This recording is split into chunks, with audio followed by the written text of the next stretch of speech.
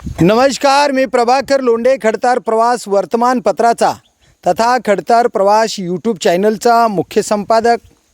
आज आपण तडवळा गावाच्या शिवारात आलेलो आहोत। या शिवारामध्ये मागील 2-3 दिवसापूर्वी एक घटना घडलेली आहे। ती घटना अशी आहे की एका ज्योती दिलीप जाधव या महिलेचा खून नसून आत्महत्या आहे। आणि हे आत्महत्या का झाली, कशामुळे झाली, हे आपण पाहण्यासाठी या ठिकाणी आलेलो आहोत। हा तडवळा शिवारातला भाग आहे। हे बघा, हे इकडला पूल आहे। या पुलावरून महिला आलेली आहे। त्या पुलाच्या खाली ते पूल दिसतंय, त्या पुलाच्या खाली एक दिवस रात्रभर ती महिला तिथं थांबलेली आहे। त्या महिलेचा शोध घेण्यासाठी दिलीप जाधव तिचे पती रात्रभर तिचा शोध घेत होते। पण या शोधात त्यांना काय जाणवलं नाही ना, त्या पुलाच्या खाली ती बसली असेल, नेमकं कुठे गेली माझी बायको, म्हणून ते रात्रभर त्या महिलेला हुडकत होते। दुसऱ्या दिवशी हुडकत होते। तिसऱ्या दिवशी हुडकल्यानंतर त्या महिलेचा देह या ठिकाणी, म्हणजे या ऊसाच्या ठिकाणी, हे ऊस आहे, ऊसाच्या बाजूला विहीर आहे। या विहिरीमध्ये तिसऱ्या दिवशी तिचं प्रेत पाण्याच्या वरी आलं, म्हणजे विहिरीमध्ये तिनं आत्महत्या केली। मग ही आत्महत्या का केली, काय कारण आहे त्याचं कारण असं दाखवलं गेलं आहे की ज्या शेतामध्ये ही महिला काम करत होती, त्या महिलेला जी ऊसाच्या मोळ्या असतात ते साधारणपणे 10-15 किलोची असतात।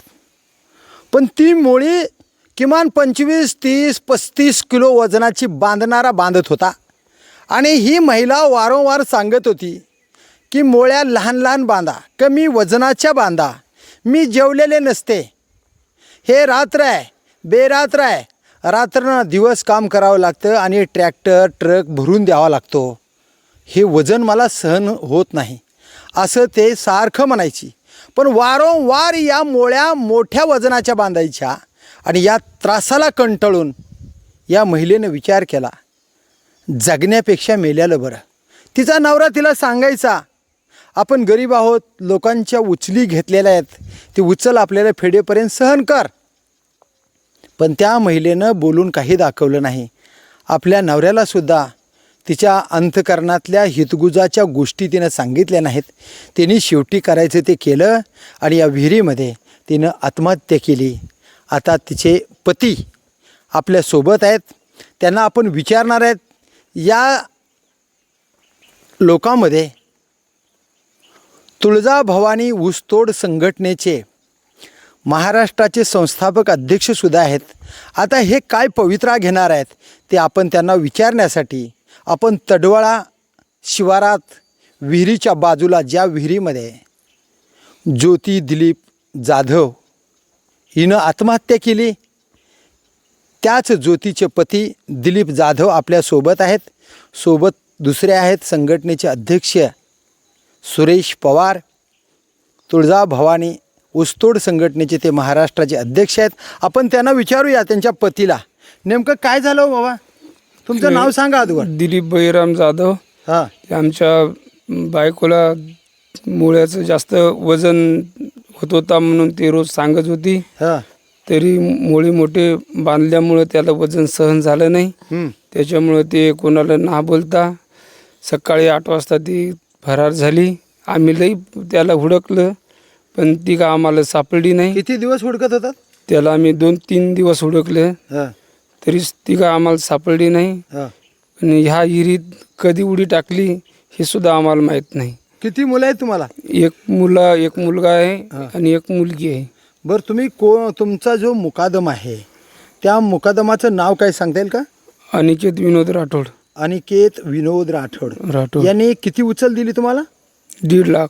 1.5 लाख दोघा पती पत्नीमध्ये, नवरा बायकोला। हां, नवरा बायकोला। किती दिवस काम केलं साहेब तुम्ही? एक महिन्याच्या पुढेच झालं. एक सव्वा महिना सव्वा महिना पर काम केलं. हां. तिला मोळ्याच्या वजनाचं त्रास होत होता हा. आणि ती त्रास तिला सहन जातं. तुम्हाला सांगत होती का मला वजन सहन होणार झालंय आणि सायंकाळी रात्री बेरात्री मला ते वजन घेऊन मोळ्या घेऊन वरी जावं लागतंय, हा. हे सांगत होती? सांगत होती. तुम्ही काय समज घालत होता तिला? ती म्हणत होतो, मी त्यांना म्हणत होतो की बा आपण मजबुरीमुळे पैसे घेतलेले आहेत, हा. तर आपल्याला कसं तरी कठीणचे दिवस असो सुखाचे दिवस असो हे आपल्याला काढावं लागेल.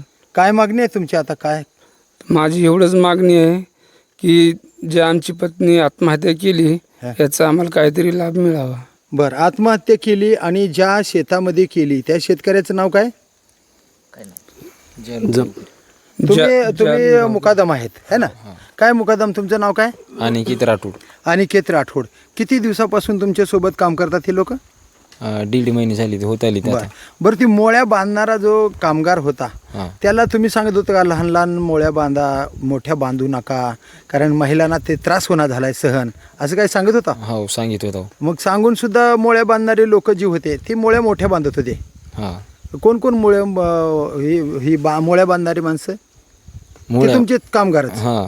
बर, मग ते कामगार जी होते त्यांनी मोळ्या लहान बांधल्याने तिला त्रास सहन झाला नाही हम्म. आणि मग तिनं आत्महत्या केली. मग हे तुम्हाला कधी कळालं? हे 3 दिवस झाले, 4थ्या दिवशी कळालं चौथ्या आम्हाला. दिवशी कळाले. बाहेर आली तेव्हाच कळालं. बर, आता मुकदम या नात्यानं आता तुमच्या हाताखाली काम करणारे लेबर जे आहेत ते सरकारचा नियम असा सांगतो की लेबरमध्ये काम करत असणारा एखादा लेबर जर दगावला गेला तर त्यांच्या घरच्या लोकांची भरपाई, नुकसान भरपाई तुम्हाला द्यावी लागते, असा नियम आहे.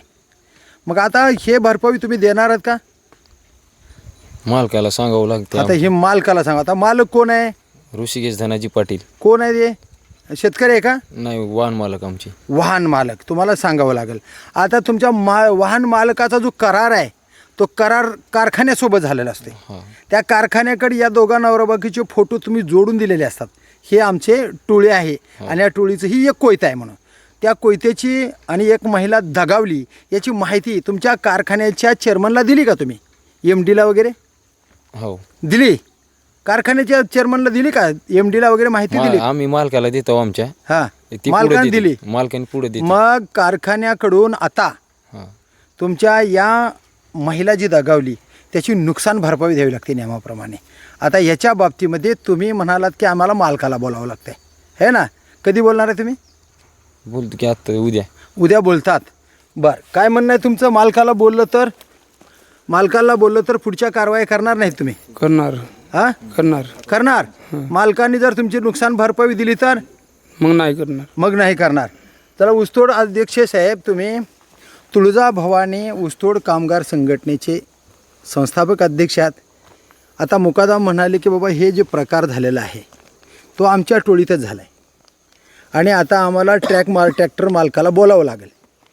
ट्रॅक्टर मालकावर म्हणजे जी टोळी त्या ट्रॅक्टरच्या मालकाच्या आधिपत्याखाली काम करते त्याची नुकसान भरपाई त्यांना द्यावी लागते आणि ती जॉईंट अकाउंट असल्यासारखं हे ट्रॅक्टर ज्या कारखान्याला जोडलेलं आहे त्या ट्रॅक्टरच्या माध्यमातून त्यांनी त्या कारखान्याकडून उचल घेतलेली असते आणि मग त्या कारखान्यावाल्याने यांच्या ऊसतोडीचे सगळे फोटो अटॅचमेंट करून घेतलेले असतात.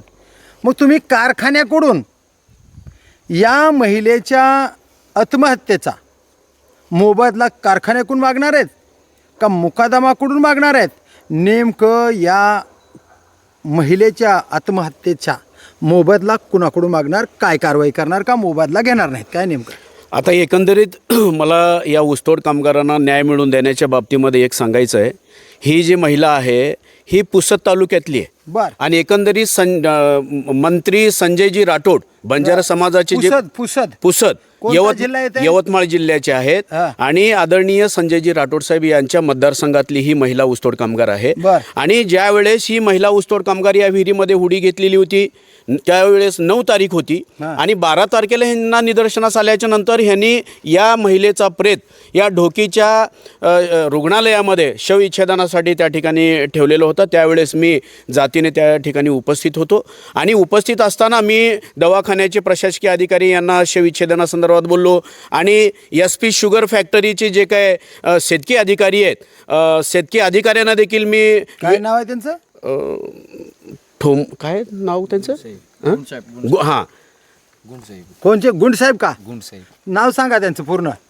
माहित नाही. बरं, गुंडसाहेब. हां, शेतकी अधिकारी जे गुंडसाहेब आहेत त्यांना मी त्यांना विचारणा केली की जे काय तुमच्या कारखान्याअंतर्गत जे काही महिला आहे, ज्योती जाधव नावाची महिला आहे, ती मयत आहे, त्या महिलेचा तुमच्याकडे कारखाना स्तरावरती नोंद आहे किंवा नाही, या संदर्भात मी त्यांना विचारणा केल्याच्या नंतर गुंडसाहेबांचं असं म्हणणं आलं की हे जे काही ऊसतोड कामगार आहेत आमच्या कारखान्याकडून कसल्याच प्रकारचं उचल घेतलेलं नाही, ते गाडी मालकाकडून उचल घेतलेले आहेत आणि आमच्याकडे त्या कामगारांचा कोरडा करार आहे आणि आमच्या कारखान्याकडे त्यांची बिलकुल नोंदणी नाही. नोंदणी नसल्यामुळं आम्ही वारंवार त्या मुकादमाकडे आणि त्या कामगाराकडे आधार कार्ड आणि जे काही नोंदणीसाठी लागणारे कागदपत्र आहेत त्यांनी वेळेवर दिलं नसल्यामुळं आमच्या कारखाना स्तरावरती त्यांची नोंदणी नाही किंवा आमच्या कारखान्याकडून इन्शुरन्स नाही, अशा प्रकारची त्यांनी मला माहिती दिली. परंतु मला सांगायचं तात्पर्य एक आहे, जे काही SP शुगर फॅक्टरीचे जे काय चेअरमन साहेब आहेत यासाठी मला एक त्यांना सांगू इच्छितो की समजा जे काही कोरडा करार असेल, कोरडा करार असलेल्या लोकांची देखील आपल्या कारखाना प्रशासनाकडे जर नोंद करून घ्यायलाच हवी आणि ज्या काही महिला ऊसतोड कामगार आहेत ती गरीब आहेत, त्यांचे लहान लहान लेकरं आहेत, आता त्यांच्या कुटुंबियांना आपल्या कारखाना प्रशासनाकडून फुल न फुलाची पाकळी आर्थिक मदत देणं हे त्यांचा आग्रह म्हणजे कर्तव्य आहे, मला एक सांगायचं आहे. आणि दुसऱ्या माध्यमातून जे कसबे तडवळे जे गाव आहे हे एक ऐतिहासिक गाव आहे, कारण या गावामध्ये आपल्या राज्यघटनेचे शिल्पकार महामानव डॉक्टर बाबासाहेब आंबेडकर एका दिवशी या ठिकाणी राहून गेलेले आहेत. एका दिवशी या ठिकाणी शाळेमध्ये त्यांनी राहिलेलं आहे. याचं विशेष महत्त्व या ठिकाणी आहे. या माध्यमातून जे गोरगरिबांना संघर्ष करा आणि संघटित व्हा एक आदर्श त्यांनी डॉक्टर बाबासाहेब आंबेडकरांनी या भारतातील नागरिकांना दिलं. त्या माध्यमातून मला एक सांगायचं आहे की या महिलेला, हे मयत ऊसतोड कामगार जी महिला आहे, या कसबे तडोळेचे जे काही चेअरमन साहेब आहेत त्यांच्याकडून अन्याय होणार नाही अशी मला एक खात्री आहे. आणि त्यांना मी एक विनंती करू इच्छितो की जी काही मयत महिला आहे त्यांच्या मुलाबाळांना किंवा त्यांच्या वारसांना आर्थिक मदत त्यांनी मिळवून द्यायला पाहिजे. आणि त्याच पद्धतीनं जे काही कसबे तडोळे आहे एक भारताच्या नकाशामध्ये या गावचं विशेष करून नाव आहे. आणि या गावामध्ये ज्या शाळेमध्ये डॉक्टर बाबासाहेब आंबेडकरांनी त्या ठिकाणी त्यांनी थांबलेलं होतं त्या शाळेचं वैशिष्ट्य शैक्षणिक गुणवत्तेच्या माध्यमातून देखील वेगळं वैशिष्ट्य आहे. त्याच बरोबर एक 20 ते 25 वर्षापासून जे काय अनुसूचित जमातीची जी काही शाळा आहे त्या शाळेला देखील ते 165 आश्रमशाळेपैकी एक निवासी आश्रमशाळा, त्यांना देखील एक 25 वर्षापासून ती लोक त्या ठिकाणी गोरगरीब राबतात, त्यांना देखील अद्यापर्यंत कुठल्याच प्रकारचं अनुदान शाळेला लाभलेलं नाही. ही ऐतिहासिक हे गावची नोंद या नकाशावरती हे देखील सांगू इच्छितो. शेतकी अधिकारी जे आहेत तुमचे गुंडसाहेब यांनी तुम्हाला खोटं बोलले, आमच्याकडे नोंदी नाहीत वगैरे, हे सगळं खोटं. ह्याचं कारण असं आहे की मुकदमाच्या ट्रॅक्टरचा आणि मुकदम जे ट्रॅक्टरवर टोळी नेतो त्याच्या नोंदी कारखान्याला घेतल्याशिवाय, त्यांचा टॅम्प पेपर लिहून घेतल्याशिवाय, काही चक आणि त्याचा जामीन घेतल्याशिवाय कारखाना यांना उचलच देत नाही.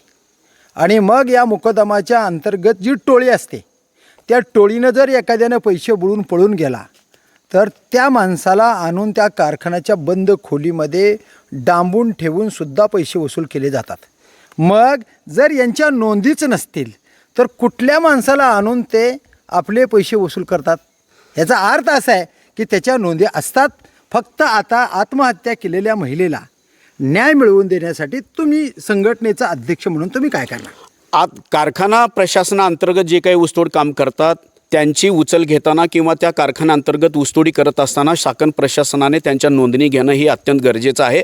परंतु जे काही आता आत्महत्या केलेली महिला आहे त्यांच्या पतीला ती वारंवार सांगत होती, जे काही ऊस तोडत असताना पती पत्नी ज्या वेळेस मोळी बांधत होते, मोळी बांधत असताना लवकर काम व्हावं किंवा लवकर काम उरकावं किंवा आपलं काम जास्तीचं व्हावं या धडपडीनं गरिबीमुळे त्यांनी मोठ्या मोळ्या बांधायचे, त्याच्यामध्ये वादविवाद होत होता. आणि त्या जाचाच कंटाळून अधिक भार वजनाचा जो काही मोळी आहे त्या मोळीला वजनाला कंटाळून ती महिला आत्महत्या केलेली आहे. आत्महत्या करो किंवा काही करो की कारखाना प्रशासनाकडे नोंद असल्यामुळे त्यांना आर्थिक मदत देणं गरजेचंच आहे आणि ते आर्थिक मदत देणं तर तितकं त्यांचं कर्तव्यच आहे. आणि त्या माध्यमातून ही जे काही मयत ऊसतोड कामगार आहे या मयत ऊसतोड कामगारांच्या माध्यमातून जे काय महाराष्ट्र राज्यावरती गोपीनाथ मुंडे ऊसतोड कामगार महामंडळ आहे या महामंडळाच्या वतीनं आम्ही कुठल्याही घटनेमध्ये जे काही ऊसतोड कामगार आहेत मयत होतात किंवा अपघात होतात या अशा ऊसतोड कामगारांना सामाजिक न्यायमंत्री संजयजी शिरसाट साहेब यांच्याकडे आम्ही मागणी केलेली होती. मागणीच्या अनुषंगानं त्यांच्याकडे प्रत्येकांना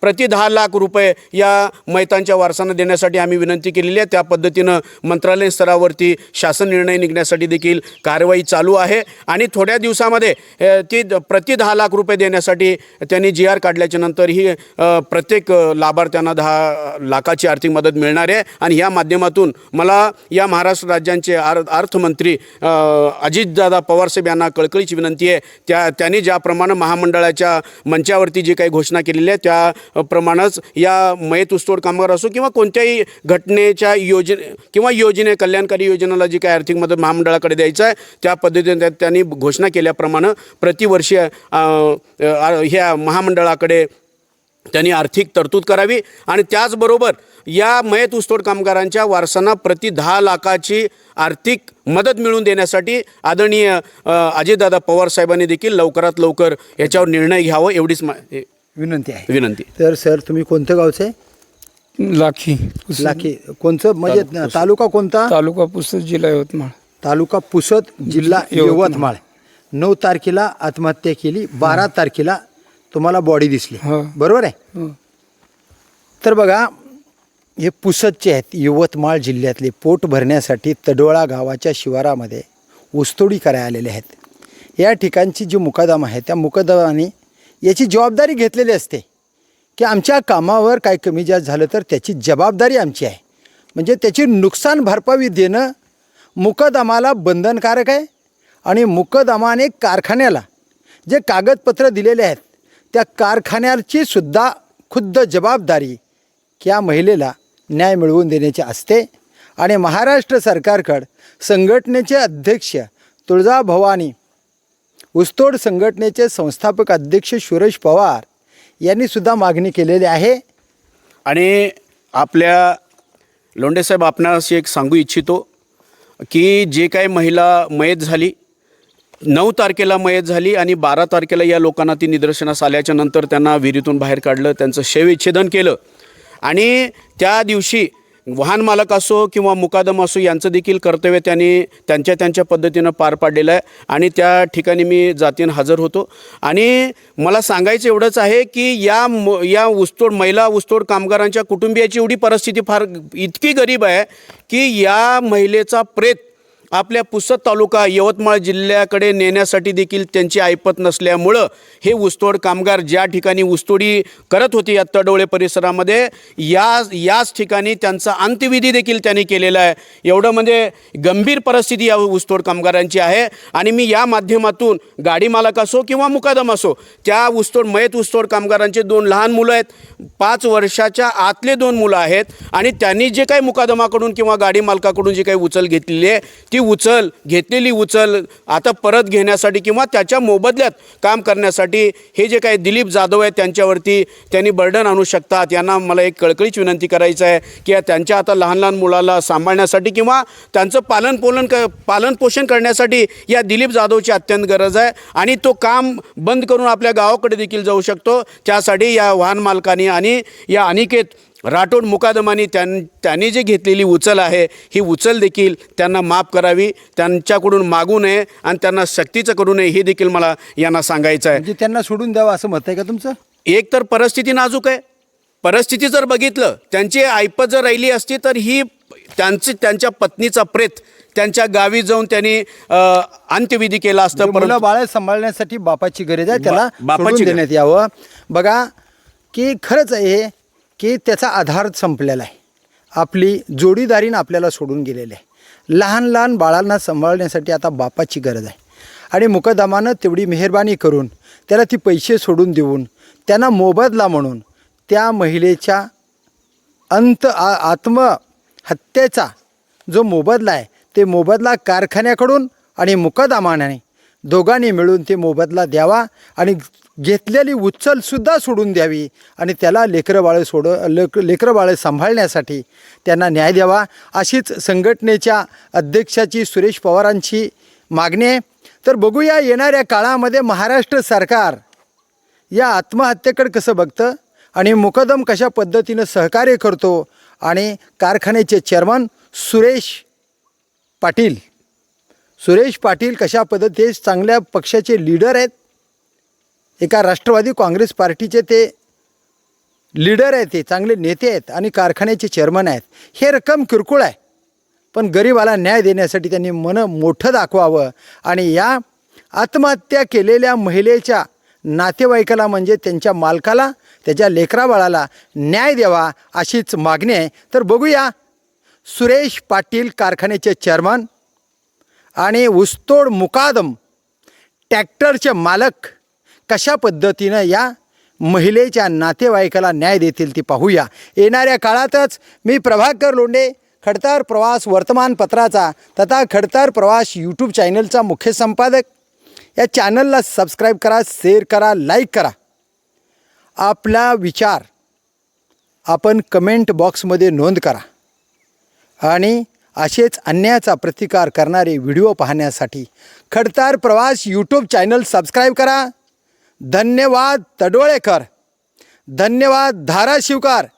जय हिंद, जय महाराष्ट्र.